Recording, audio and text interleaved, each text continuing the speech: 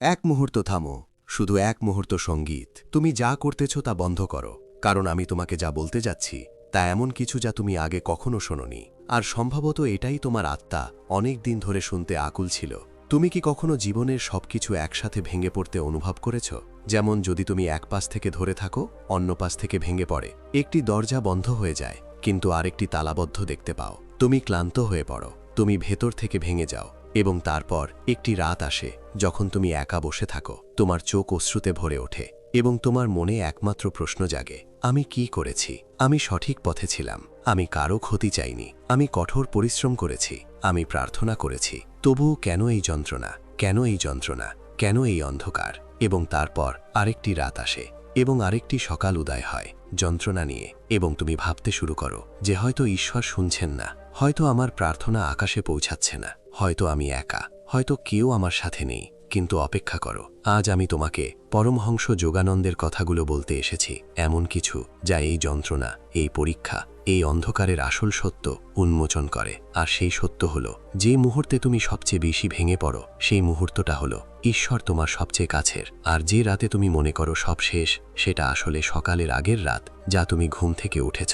আমি স্বপ্নেও এটা কল্পনা করিনি, কিন্তু অপেক্ষা করো বন্ধুরা, আমি তোমাদের জন্য এই ভিডিওটি তৈরি করতে এত পরিশ্রম করেছি, তাই বিনিময়ে তোমাদেরও এই কঠোর পরিশ্রমের ফল অর্থাৎ ভিডিওটি পছন্দ করা উচিত। বন্ধুরা, ভিডিওটি লাইক করে চ্যানেলটি সাবস্ক্রাইব করুন এবং মন্তব্যে ধন্যবাদ মহাবিশ্ব লিখুন, যাতে মহাবিশ্ব তোমাদের ইচ্ছা শোনে এবং দ্রুততা পূরণ করে। ভিডিওতে এগিয়ে যাওয়া যাক। আজ আমরা সেই 3টি লক্ষণ সম্পর্কে কথা বলবো যা ইঙ্গিত দেয় যে ঈশ্বর এখন তোমার পরীক্ষা শেষ করছেন। এই 3টি লক্ষণ যোগানন্দজির শিক্ষায়, বেদান্তের গভীরে এবং পুরাণের গল্পগুলিতে পাওয়া যায়, যা আজও ততটাই সত্য যতটা সত্য যখন এগুলো প্রথম বলা হয়েছিল। তাহলে আসুন এই যাত্রা শুরু করি, এমন একটি যাত্রা যা তোমার ভেতরে কিছু রূপান্তরিত করবে। প্রথমে, ঈশ্বর কেন তোমাকে পরীক্ষা করেন তা বোঝা গুরুত্বপূর্ণ। এই প্রশ্নটি অনেক পুরনো, সম্ভবত মানুষের অস্তিত্বের মতোই পুরনো। যখন একজন ভক্ত যন্ত্রণায় ভোগেন, যখন জীবন তাদের চারপাশ থেকে চাপা দেয়, যখন পথ বন্ধ হয়, তখন একই প্রশ্ন জাগে, ঈশ্বর কেন আমাদের পরীক্ষা করেন? তিনি কি জানেন না আমরা কতটা ক্লান্ত? তিনি কি আমাদের যন্ত্রণা দেখেন না? পরমহংস যোগানন্দ একবার তার শিষ্যদের বলেছিলেন যে ঈশ্বরের ভালোবাসা একজন মায়ের ভালোবাসার চেয়েও গভীর। একজন মা তার সন্তানকে যন্ত্রণায় দেখতে সহ্য করতে পারেন না, তিনি তৎক্ষণাৎ দৌড়ে যান। কিন্তু একজন জ্ঞানী মা জানেন যে কখনো কখনো একটি শিশুকে হাঁটতে শেখার জন্য পড়তে দেওয়া প্রয়োজন, এবং ঈশ্বর তার চেয়েও মহান। তিনি জানেন যে আত্মাকে সোনা হতে আগুনের মধ্য দিয়ে যেতে হয়, সোনা হতে আগুনের প্রয়োজন, হীরা পালিশ করার জন্য পিষতে হয়, এবং আত্মার ঐশ্বরিকতায় পৌঁছানোর জন্য পরীক্ষার প্রয়োজন। কিন্তু এখানে একটি অত্যন্ত গুরুত্বপূর্ণ শিক্ষা, গুরুত্বপূর্ণ বিষয় হলো প্রতিটি পরীক্ষারই একটি শেষ আছে। ঈশ্বর তারা কখনো তাদের সন্তানের শোহের চেয়ে বেশি কিছু দেয়। পরীক্ষার সময় শেষ হলে এটি 3টি সংকেত পাঠায়, 3টি সংকেত যা বলে যে যথেষ্ট হয়েছে, এখন তোমার ঘুম থেকে ওঠার পালা। তাহলে প্রথম সংকেতটি কি? প্রথম সংকেতটি হলো হঠাৎ করে ভেতরে গভীর শান্তির আবির্ভাব। এটা খুবই অদ্ভুত শোনাচ্ছে, কিন্তু এটা সত্য, এবং যারা এটি অনুভব করেছেন তারা কখনো তা ভুলে যাবেন না। যখন তোমার পরীক্ষা সবচেয়ে কঠিন সময় থাকে, তখন তোমার মনে একটা ঝড় আসে, চিন্তার ঝড়, উদ্বেগের পাহাড়। তুমি রাতে ঘুমাতে পারো না, সকালে উঠতে ইচ্ছা করে না, প্রতিটি মুহূর্তে একটা ভারী ভাব থাকে। এটাই স্বাভাবিক, এটাই পরীক্ষার প্রকৃতি। কিন্তু একদিন কোনো নির্দিষ্ট কারণ ছাড়াই ভেতরে একটা অদ্ভুত শান্তি নেমে আসে, যেন কেউ ঝড়ের মাঝখানে একটি প্রদীপ জ্বালিয়ে দিয়েছে। এটি একটি ধাক্কা দিয়ে খুলে যায়। মাসখানেক ধরে যে কাজটি চলছে, যা আটকে ছিল, তা একদিনেই হয়ে যায়। যার সাথে আমার দেখা হয়েছিল তারা কখনো তাদের সন্তানের শোহের চেয়ে বেশি কিছু দেয় না, এবং পরিস্থিতি একই থাকে, সমস্যাগুলি একই থাকে, বাইরের কিছুই বদলায় না, কিন্তু ভেতরে কিছু বদলে যায়। একটা বিশ্বাস, একটা শান্তি, একটা অনুভূতি যে সবকিছু ঠিক হয়ে যাবে। এটা সাধারণ চিন্তাভাবনা নয়, এটা মনের ব্যাপার নয়, কারণ মন সবসময় ভীত থাকে, সবসময় চিন্তা করে, সবসময় সন্দেহ করে। এই শান্তি মন থেকে আসে না, এটা আত্মা থেকে আসে, আর আত্মা কেবল ঈশ্বর যা বলেন তাই বলে। পরমহংস যোগানন্দ তার আত্মজীবনীতে একটি ঘটনা বর্ণনা করেছেন। যখন তিনি খুব ছোট ছিলেন এবং তার জীবন প্রচণ্ড অস্থিরতার মধ্যে ছিল, তখন এক রাতে ধ্যানের সময় তিনি এক অসাধারণ শান্তি অনুভব করেছিলেন, এমন শান্তি যা পৃথিবী দিতে পারে না। তিনি লিখেছেন যে সেই মুহূর্তে আমি বুঝতে পেরেছিলাম যে এই শান্তি ঈশ্বরের উপস্থিতির প্রমাণ। ঈশ্বর যখন কারো কাছে আসেন, তখন তিনি প্রথমে শান্তি পাঠান, ঠিক যেমন রাজার আগমনের আগে দূতরা আসেন। এই শান্তি একটি চিহ্ন, একটি ঐশ্বরিক বার্তা যা বলে যে আপনার পরীক্ষার সময় শেষ হতে চলেছে, আপনার জীবনে একটি নতুন অধ্যায় শুরু হতে চলেছে। কিন্তু মানুষ প্রায়শই এই শান্তি চিনতে ব্যর্থ হয়। তারা ভাবে হয়তো আমি এখন ক্লান্ত, তাই আমি শান্ত হয়ে গেছি, অথবা হয়তো আমার আর কিছু যায় না। না, এটা ক্লান্তি নয়, এটা আত্মসমর্পণ। আর আত্মসমর্পণ হলো সেই অনুভূতি যা পরীক্ষার শেষে আসে, যখন কোনো আত্মা সত্যিকার অর্থে স্বীকার করে, হে প্রভু, সব কিছু এখন তোমার হাতে, আমি আমার লড়াই ছেড়ে দিচ্ছি। তখন ঈশ্বর সেই আত্মাকে ধরে রাখার জন্য এগিয়ে আসেন, এবং সেই ধারণের প্রথম অভিজ্ঞতা এই শান্তির আকারে আসে। একটি প্রাচীন গল্প আছে যা সুন্দরভাবে এই সত্যটি প্রকাশ করে।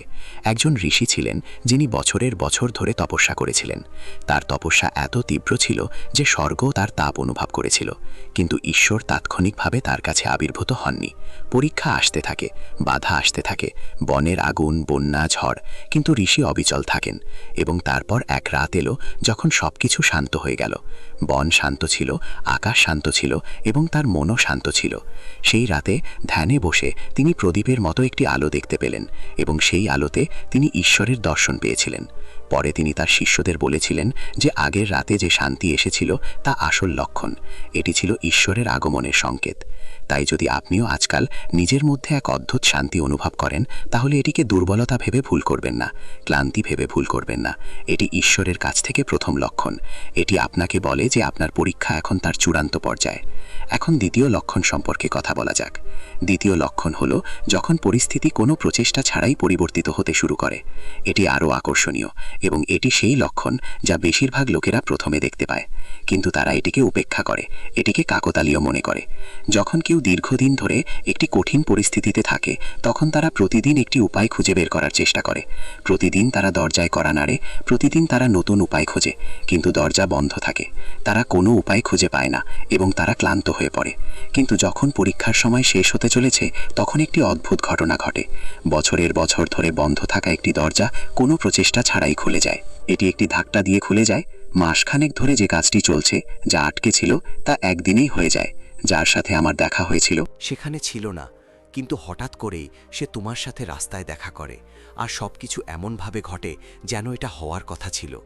কিন্তু অপেক্ষা করো বন্ধুরা, আমি তোমাদের জন্য এই ভিডিওটি তৈরি করার জন্য অনেক পরিশ্রম করেছি, তাই বিনিময়ে দয়া করে ভিডিওটি লাইক করো। বন্ধুরা, দয়া করে ভিডিওটি লাইক করো এবং চ্যানেলটি সাবস্ক্রাইব করো। এছাড়াও মন্তব্যে ধন্যবাদ ইউনিভার্স লিখতে ভুলো না, যাতে ইউনিভার্স তোমার ইচ্ছা শুনতে পায় এবং দ্রুততা পূরণ করে। চলুন ভিডিওটি চালিয়ে যাই। পরমহংস যোগানন্দ বলতেন যে যখন ঈশ্বরের কৃপা প্রবাহিত হয়, তখন তা নদীর মতো প্রবাহিত হয় না। এটি হঠাৎ করে আসে বন্যার মতো, এবং বছরের পর বছর ধরে জমে থাকা পরিস্থিতি এক ঝটকায় ভেসে যায়। তিনি আরও বলেছিলেন যে ঈশ্বর যখন একজন আত্মার পরীক্ষা সম্পন্ন করেন, তখন তিনি কেবল সেই একটি সমস্যা দূর করেন না, তিনি সমগ্র জীবনের দিক পরিবর্তন করেন। এটি একটি নতুন শুরুর মতো, সেই জীবনেই একটি নতুন জন্মের মতো। এই চিহ্নটি চিনতে একটু কঠিন, কারণ যখন এটি ঘটে তখন আমরা একে ভাগ্য বলি। আমরা বলি আমার ভাগ্য উজ্জ্বল হয়েছে, অথবা সময় বদলে গেছে। কিন্তু ভাগ্য এবং ভাগ্য অন্ধ নয়, এগুলি ঈশ্বরের আঙুল দ্বারা লেখা, এবং যখন ঈশ্বর লেখেন তখন কেউ তাদের থামাতে পারে না। পুরাণে একটি ঘটনা আছে যা এই চিহ্নটিকে খুব স্পষ্ট করে তোলে। একজন মহান আর্যের কন্যা ছিলেন, যিনি বছরের পর বছর ধরে একটি কঠিন পরিস্থিতিতে আটকে ছিলেন। তিনি প্রতিটি সমাধান চেষ্টা করেছিলেন, প্রতিটি দেবতার প্রশংসা করেছিলেন, প্রতিটি উপবাস পালন করেছিলেন, কিন্তু কিছুই পরিবর্তন হয়নি। এবং একদিন তিনি হাল ছেড়ে দিয়েছিলেন। সে বলল, প্রভু, আমার আর কোনো উপায় নেই, আমি ক্লান্ত, এখন তুমি যা চাও আমি তাই। সেই রাতে সে একটি স্বপ্ন দেখল, এবং সেই স্বপ্নে তাকে একটি পথ দেখানো হয়েছিল। পরের দিন সকালে যখন সে ঘুম থেকে উঠল, তখন সে সেই পথ অনুসরণ করল, এবং 3 দিনের মধ্যে বছরের পর বছর ধরে অপরিবর্তিত থাকা পরিস্থিতি বদলে গেল। কি হলো? সেই রাতে কি তার প্রার্থনার উত্তর মিলেছিল? না, তার সব প্রার্থনা এতদিন শোনা গিয়েছিল, কিন্তু ঈশ্বর সঠিক মুহূর্তের জন্য অপেক্ষা করছিলেন। আর যখন তিনি আত্মসমর্পণ করলেন, যখন তিনি তার ইচ্ছা ছেড়ে দিলেন, তখন ঈশ্বরের ইচ্ছা কাজ করতে শুরু করল। এটাই ঘটে, যখন আমরা আমাদের হাত ছেড়ে দেই, তখন ঈশ্বরের শক্তি কাজ করতে শুরু করে, এবং পরিস্থিতি আমাদের প্রচেষ্টা ছাড়াই পরিবর্তিত হতে শুরু করে। তাই যদি আপনি আজকাল আপনার জীবনে লক্ষ্য করেন যে খুব কঠিন কিছু হঠাৎ করে সহজ হয়ে যায়, বন্ধ দরজাগুলো খুলে যাচ্ছে, যারা দূরে ছিল তারা কাছে আসছে, তাহলে এটি আর আরেকটি লক্ষণ। ঈশ্বর বলছেন যে আপনার পরীক্ষা শেষ হচ্ছে, কিন্তু মনে রাখবেন এই লক্ষণটি আসার পর মানুষ একটি বড় ভুল করে যে তারা আতঙ্কিত হয়। তারা মনে করে হয়তো এটি একটি স্বপ্ন, হয়তো এটি অস্থায়ী, হয়তো সবকিছু আবার ভুল হয়ে যাবে, এবং এই ভয় তাদের সেই অনুগ্রহকে সম্পূর্ণরূপে গ্রহণ করতে বাধা দেয়। পরমহংস যোগানন্দ বলতেন, ঈশ্বরের অনুগ্রহকে সন্দেহের চোখে দেখো না। যখন তিনি এটি দেন তখন তা হৃদয় দিয়ে গ্রহণ করো, কৃতজ্ঞতার সাথে, ভালোবাসার সাথে। কারণ যে ব্যক্তি তার অনুগ্রহে সন্দেহ করে সে তা পুরোপুরি গ্রহণ করতে পারে না। তাই যখন তুমি এই দ্বিতীয় লক্ষণটি দেখবে তখন কৃতজ্ঞ হও, বিশ্বাস করো এবং এগিয়ে যাও। এবার তৃতীয় এবং সবচেয়ে গুরুত্বপূর্ণ লক্ষণটিতে আসি। তৃতীয় লক্ষণটি হলো যখন তোমার মধ্যে একটি অসাধারণ করুণা এবং ভালোবাসা জাগ্রত হতে শুরু করে। এটি সবচেয়ে গভীর লক্ষণ, এবং এটি সেই লক্ষণ যা তোমাকে বলে যে পরীক্ষাটি তার কাজ সম্পন্ন করেছে। যখন কেউ অসুবিধায় পড়ে তখন মন স্বাভাবিকভাবেই সংকুচিত হয়ে যায়। সে নিজের যন্ত্রণায় এতটাই ডুবে যায় যে অন্যদের যন্ত্রণা দেখতে পায় না। এটি স্বার্থপরতা নয়, এটি পরিস্থিতির স্বাভাবিক প্রভাব। যখন নিজের ঘর জ্বলতে থাকে তখন কিভাবে কেউ প্রতিবেশীদের যত্ন নিতে পারে, কিন্তু যখন অগ্নি পরীক্ষা শেষ হয়, যখন আত্মা সেই আগুন থেকে উজ্জ্বল হয়ে ওঠে, তখন একটি অদ্ভুত ঘটনা ঘটে। সেই আত্মা অন্যদের ব্যথা আরও গভীরভাবে অনুভব করতে শুরু করে। এটি অন্যদের প্রতি আরও করুণাপূর্ণ হয়ে ওঠে। তার মধ্যে এমন একটি করুণা জাগ্রত হয় যা আগে ছিল না।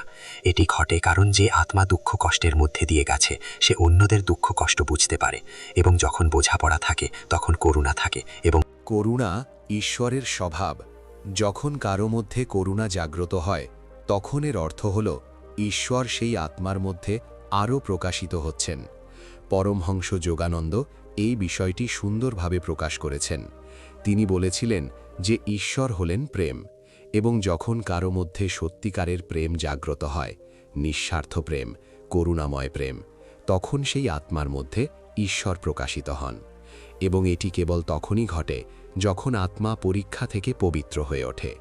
কল্পনা করুন, একটি হীরা যখন কেটে পালিশ করা হয় তখন এটি জ্বলজ্বল করে, এবং সেই আলোর মধ্যে থাকা আলো তার ভিতরের আলো। পরীক্ষাগুলি কেবল এটিকে বেরিয়ে আসতে দিয়েছে। একইভাবে যখন আপনার আত্মা পরীক্ষার মধ্য দিয়ে যায় তখন এর মধ্যে থাকা ঐশ্বরিক আলো বেরিয়ে আসতে শুরু করে, এবং সেই আলো করুণা, প্রেম, ক্ষমা হিসাবে প্রকাশিত হয়। একটি প্রাচীন গল্প আছে যা এই লক্ষণগুলি ব্যাখ্যা করে। একবার একজন মহান সাধু বছরের পর বছর কঠোর ধ্যানের পর একটি শহরে এসেছিলেন। তার ধ্যানে অনেক কষ্ট জড়িত ছিল, কিন্তু এখন তার অনুশীলন সম্পূর্ণ হয়েছিল। তিনি যখন পৌঁছেছিলেন, লোকেরা তার চোখে এক অদ্ভুত আর্দ্রতা লক্ষ্য করেছিল, একটি করুণা। যে কেউ তার কাছে যেতেন তিনি অনুভব করতেন যে এই সাধু আমাকে চেনেন, তিনি আমার ব্যথা জানেন। একজন শিষ্য জিজ্ঞাসা করলেন, গুরুদেব, আপনি এত কঠোর ধ্যান করেছেন, আপনি এত কষ্ট সহ্য করেছেন, তবুও আপনার চোখে কোনো দুঃখ নেই, করুণা আছে, কোথা থেকে এসেছে? সাধু উত্তর দিলেন, যখন আমি আমার ধ্যানে সবচেয়ে বেশি ভেঙে পড়েছিলাম, যখন আমি ভেবেছিলাম আমি আর এগোতে পারবো না, সেই রাতে আমি ঈশ্বরের স্পর্শ অনুভব করেছি, এবং সেই স্পর্শে আমি বুঝতে পেরেছি যে তিনি প্রতিটি সত্তার মধ্যে আছেন, প্রতিটি দুঃখে, প্রতিটি সুখে। সেই মুহূর্তে আমার মধ্যে করুণা জাগ্রত হয়েছিল, এবং সেই করুণা হল ঈশ্বরের প্রসাদ। এটি ছিল ঈশ্বরের লক্ষণ যে আমার পরীক্ষা সম্পূর্ণ হয়েছে। এই তৃতীয় লক্ষণটি খুবই সূক্ষ্ম, কিন্তু যখন আপনি এটি অনুভব করেন তখন আপনি নিশ্চিত হতে পারেন যে ঈশ্বর আপনার পরীক্ষা সম্পন্ন করেছেন। আপনি যদি আজকাল অন্যদের ক্ষমা করতে দেখেন, এমনকি যারা আপনাকে আঘাত করেছে তাদেরও, যদি আপনি অন্য কারোর ব্যথা দেখে আপনার চোখ অশ্রুতে ভরে ওঠে, যদি আপনি নিজেকে কোনো আপাত কারণ ছাড়াই কাউকে সাহায্য করতে চান, তবে এটি তৃতীয় লক্ষণ। ঈশ্বর বলছেন যে আপনার পরীক্ষা শেষ হয়ে গেছে, এখন তুমি অন্যদের পরীক্ষার সময় তাদের সহায়ক হবে। কিন্তু এখন আরও একটি জিনিস খুবই গুরুত্বপূর্ণ। এই তিনটি লক্ষণ চিনতে পেরে আমাদের কি করা উচিত? পরমহংস যোগানন্দ বলেছিলেন যে ঈশ্বরের করুণা স্বীকার করা যথেষ্ট নয়, এটি গ্রহণ করতে হবে, এবং এটি গ্রহণ করার একমাত্র উপায় হল কৃতজ্ঞতা। কৃতজ্ঞতা একটি অত্যন্ত শক্তিশালী আবেগ। যখন আমরা সত্যিকারে কৃতজ্ঞ হই তখন আমরা সেই করুণার দরজা খুলে দিই, আরও করুণা প্রবেশের সুযোগ করে দিই। এটি জাদু নয়, এটি একটি আধ্যাত্মিক আইন। কল্পনা করুন, যখন কেউ আপনাকে কিছু দেয় এবং আপনি তাদের ধন্যবাদ জানান, তখন কি ঘটে? আপনার এবং দাতার মধ্যে একটি প্রেমময় সংযোগ তৈরি হয়, এবং সেই ব্যক্তি আবার দিতে চায়। ঈশ্বরের ক্ষেত্রেও একই কথা সত্য। যখন আমরা তার প্রতি সত্যিকারে কৃতজ্ঞ থাকি তিনি আরও বেশি কিছু দেন। এই কারণেই বলা হয় যে যে ভক্ত দুঃখ এবং সুখ উভয় পরিস্থিতিতেই ঈশ্বরকে ধন্যবাদ জানায় সে সর্বশ্রেষ্ঠ ভক্ত, কারণ তিনি জানেন যে দুঃখ ঈশ্বরের করুণা, এমনকি পরীক্ষাও তার প্রেম। পরমহংস যোগানন্দজি বারবার যে কথাটি বলেছিলেন তা হলো ধ্যান করা, নিয়মিত ধ্যান, কারণ ধ্যান হলো ঈশ্বরের লক্ষণগুলি ধরার উপায়। ধ্যান ছাড়া মন এতটাই শব্দে ভরে যায় যে ঈশ্বরের সূক্ষ্ম সংকেতগুলি সেই শব্দের মধ্যে হারিয়ে যায়। আপনি হয়তো লক্ষ্য করেছেন যে যখন ঘরে প্রচুর শব্দ হয় তখন দরজায় মৃদু ঠকঠক শব্দও শোনা যায় না, কিন্তু যখন ঘর শান্ত থাকে তখন সামান্যতম শব্দও শোনা যায়।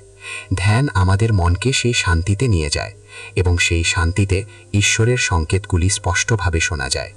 এই বিষয়ের সাথে সম্পর্কিত পরমহংস যোগানন্দজির শিক্ষার আরেকটি অত্যন্ত গুরুত্বপূর্ণ বিষয় হল যে পরীক্ষার সমাপ্তি পরিস্থিতি পরিবর্তন হলে শেষ হয় না, আমরা পরিবর্তন হলে পরীক্ষা শেষ হয়।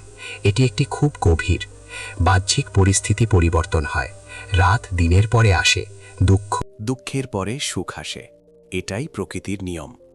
কিন্তু যদি আমরা পরিবর্তন না করি, যদি আমরা পরীক্ষার জন্য যে পরিবর্তন আনার কথা ছিল তা না করি, তাহলে একই পরীক্ষা ভিন্ন রূপে ফিরে আসবে।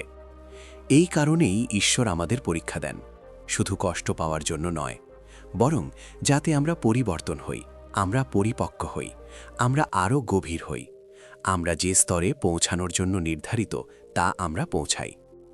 যখন আমরা পরিবর্তন করি তখন পরীক্ষা স্বয়ংক্রিয়ভাবে শেষ হয়, কারণ আমরা যা শিখতে হয়েছিল তা আমরা শিখেছি, আমাদের যা অর্জন করতে হয়েছিল তা আমরা অর্জন করেছি। এখন সামনের যাত্রা শুরু হতে পারে এবং এই পরিবর্তন রূপ নেয়। এই তিনটি লক্ষণ আমরা আলোচনা করেছি। প্রথমত অভ্যন্তরীণ শান্তি, দ্বিতীয়ত পরিস্থিতির প্রাকৃতিক পরিবর্তন এবং তৃতীয়ত অভ্যন্তরীণ করুণার জাগরণ। একসাথে এই তিনটি ইঙ্গিত দেয় যে আত্মা রূপান্তরিত হয়েছে, পরীক্ষা সফল হয়েছিল এবং এখন ঈশ্বর সেই আত্মাকে পরবর্তী পর্যায়ে নিয়ে যেতে প্রস্তুত। এখন আমি আপনার সাথে একটি খুব ব্যবহারিক উপায় ভাগ করে নিতে চাই। আপনি যদি বর্তমানে সমস্যার সম্মুখীন হন এবং এই লক্ষণগুলির জন্য অপেক্ষা করেন, তাহলে আপনার কিছু জিনিস করা উচিত। প্রথমত, আপনার পরীক্ষাগুলি প্রতিরোধ করা বন্ধ করুন। যখন আমরা কোনো সমস্যার সাথে লড়াই করি তখন আমরা কেবল এটিকে দীর্ঘায়িত করি। এটি একটি চোরা বালিতে আটকে থাকার মতো, এবং যত বেশি আপনি বের হওয়ার চেষ্টা করবেন ততই গভীরে ডুবে যাবেন। চোরা বালি থেকে বেরিয়ে আসার উপায় হল ধীরে ধীরে, সাবধানে, আতঙ্কিত না হয়ে। জীবনের পরীক্ষাগুলির ক্ষেত্রেও একই কথা প্রযোজ্য। যখন আমরা সেগুলি গ্রহণ করি, যখন আমরা বলি ঠিক আছে, এটি যা আছে, আমি এটি থেকে কি শিখতে পারি, তখন পরীক্ষাটি দ্রুত তার পরিণতি নেয় এবং দ্রুত শেষ হয়। দ্বিতীয়ত, প্রার্থনা করুন, কিন্তু ফলাফল ঈশ্বরের ওপর ছেড়ে দিন। অনেকে প্রার্থনা করেন, কিন্তু তাদের প্রার্থনা হলো দাবি। তারা বলে, ও ঈশ্বর, আমাকে এটি দিন, এটি করুন, এটি পরিবর্তন করুন। এটি ভুল নয়, চাওয়া খারাপ নয়, তবে চাওয়ার পরে ফলাফল তার ওপর ছেড়ে দেওয়া গুরুত্বপূর্ণ, কারণ ঈশ্বর আমাদের চেয়ে ভালো জানেন যে আমাদের জন্য কি সঠিক। পরমহংস যোগানন্দ বলতেন যে সবচেয়ে শক্তিশালী প্রার্থনা হল, প্রভু, আপনি যা চান তাই হোক, কিন্তু আমাকে ভালোবাসার সাথে এটি গ্রহণ করার শক্তি দিন। এই প্রার্থনা যখন একটি সত্যিকারের হৃদয় থেকে নির্গত হয় তখন তা স্বর্গে পৌঁছায় এবং তাৎক্ষণিকভাবে উত্তর দেওয়া হয়। তৃতীয়ত, ছোট ছোট আশীর্বাদ লক্ষ্য করা শুরু করুন। যখন আমরা খুব দুঃখে থাকি তখন আমাদের চোখ কেবল সেই দুঃখের ওপর স্থির থাকে। আমরা দেখতে পাই না যে এর মধ্যে কত ছোট ছোট আশীর্বাদ ঘটছে।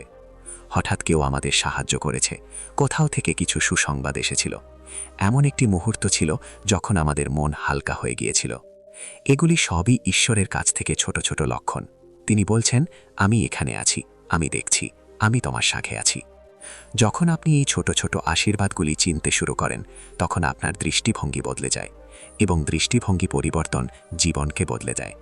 এটি আধ্যাত্মিক জগতের সবচেয়ে বড় সত্য। চতুর্থত, আপনার আত্মার কণ্ঠস্বর শুনুন।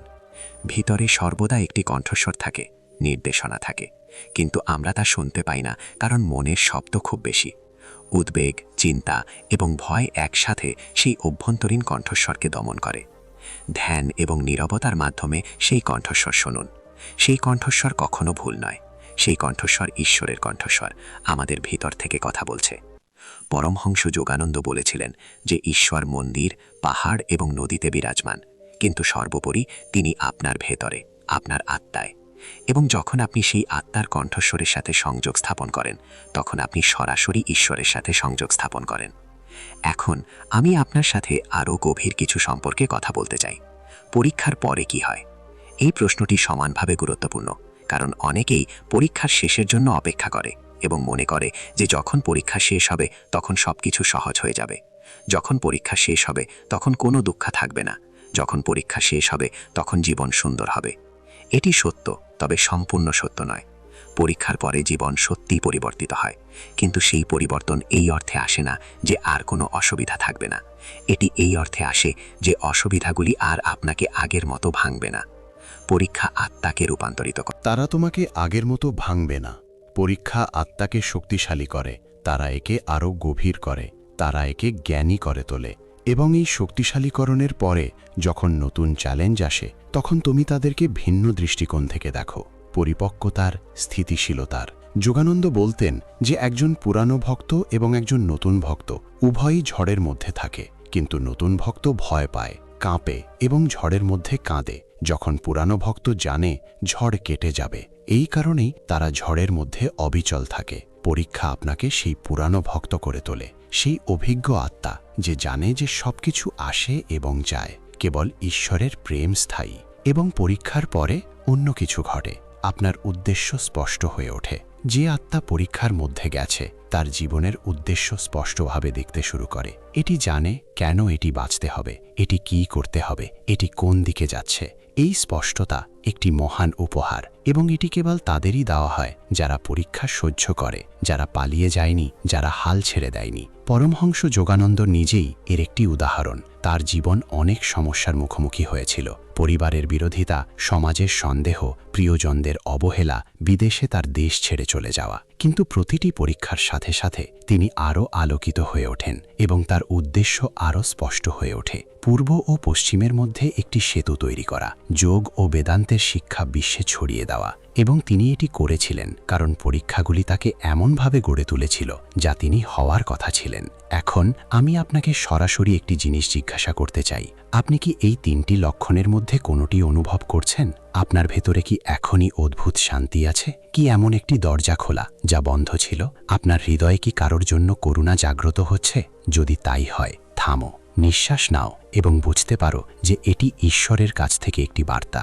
তিনি বলছেন, বাচ্চা, তুমি পরীক্ষায় উত্তীর্ণ হয়েছ, এখন এগিয়ে যাওয়ার সময়। আর যদি তুমি এখনও এই লক্ষণগুলি দেখতে না পাও, যদি তুমি এখনও সেই অন্ধকারে থাকো, তাহলে এই ভিডিওটি তোমার জন্য আরও গুরুত্বপূর্ণ। পরমহংস যোগানন্দের সমগ্র জীবন এই একটি বার্তারই একটি সম্প্রসারণ। ঈশ্বর আছেন, তিনি দেখছেন, তিনি বুঝতে পারছেন এবং তিনি তোমাকে অনন্তকালের চেয়েও বেশি ভালোবাসেন। এই ভিডিওটি দেখার জন্য আপনাকে অনেক ধন্যবাদ। যদি এই ভিডিওটি তোমাকে স্পর্শ করে, যদি এর একটিও জিনিস তোমাকে সাহায্য করে, তাহলে দয়া করে এটি অন্যদের সাথে শেয়ার করুন যারা পরীক্ষার মধ্যে দিয়ে যাচ্ছেন এবং এই বার্তার প্রয়োজন। এবং আমাদের চ্যানেলটি সাবস্ক্রাইব করুন যাতে তুমি আরও এই ধরনের শিক্ষা পেতে পারো। জয় শ্রীকৃষ্ণ। ওম।